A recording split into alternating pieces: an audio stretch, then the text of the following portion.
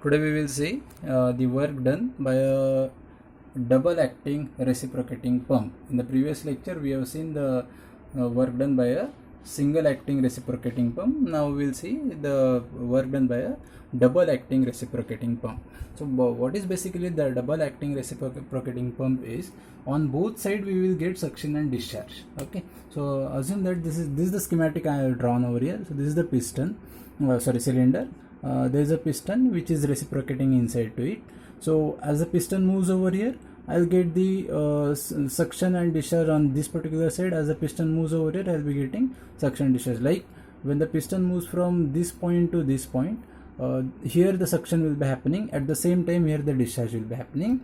When the piston moves from this point to this point, that is from right to left, the suction will be happening on this side and the discharge will be happening to this side. Okay.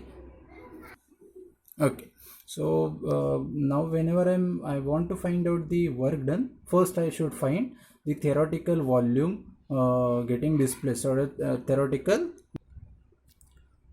Okay, so the theoretical discharge, we know that the theoretical discharge, we have seen already this particular equation. Theoretical discharge is equal to area of cylinder into stroke length into n divided by 60. Okay, this is what the theoretical discharge, but that is for the single acting pump. This is for the single acting pump. Okay, in case of double acting, this is what the total stroke length. Okay, and half of that will this is what the total stroke length. Okay, but the strokes will happen on both sides. But if you observe carefully this particular diagram, on one side there is a piston.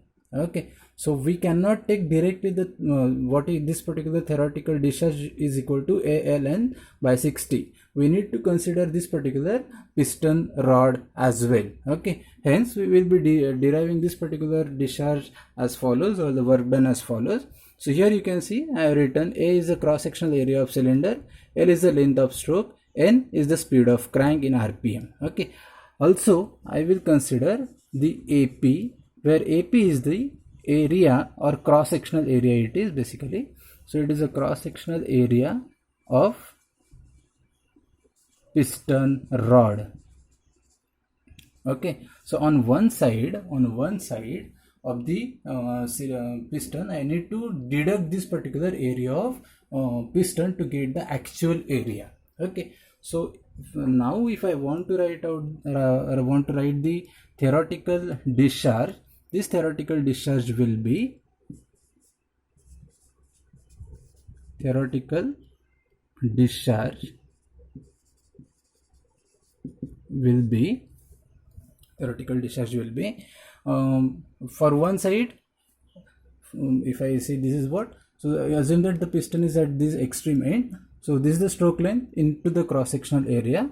So for that, this will be the theoretical discharge ALN by 60. Okay, this for one side. When the piston is moving to the opposite side, as is the double acting, there are two operations happening at the same time. So we need to add the theoretical discharge of the other side as well. So this is what I'm adding, the theoretical discharge of the other side. So on the other side, just imagine that on the other side the theoretical discharge will be A, where area of cylinder. Now here whenever you are calculating the area, that area will be area of cylinder minus area of piston. That is what the actual area. So this equation will become as A minus AP, okay, into the stroke length into N divided by 60. So this is what the theoretical discharge for a double acting reciprocating pump.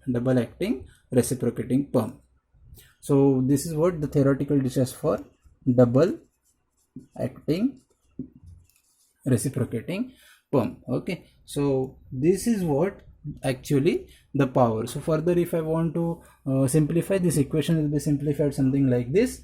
This will be, I write as 2A minus AP into L into N divided by 60. Okay, so this is what the theoretical discharge by a double acting pump. If we neglect this particular area of a piston, then this equation will become 2a. This equation will become 2a ln divided by 60, neglecting AP. So if you compare the theoretical discharge for a double acting pump, that is 2a ln divided by 60, and theoretical discharge for single acting pump, that is a ln by 60, you can easily say that for a double acting reciprocating pump, the theoretical discharge will be twice the theoretical discharge of a single acting pump. Okay, so we will now see the work done by a double acting reciprocating pump. So as we discussed earlier, the work done is mgh. Okay, so m is rho into q theoretical. Now as I am finding the theoretical work done, so I am considering the q as a theoretical into g into h.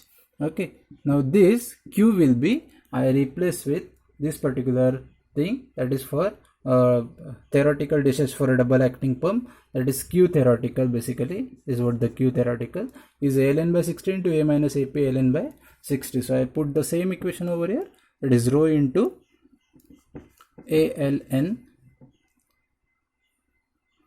divided by 60, or simply I write this equation as 2a minus ap ln divided by 60 into g.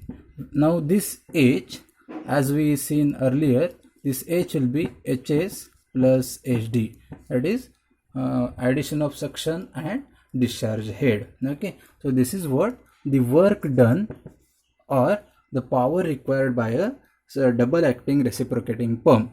If we neglect the area of a piston, this will be 2 rho a ln g hs plus hd divided by 60. So this is what the work done. This is what neglecting AP, that is area of piston rod. Okay, so this is how we can find out the work done for a double acting reciprocating pump. Thank you.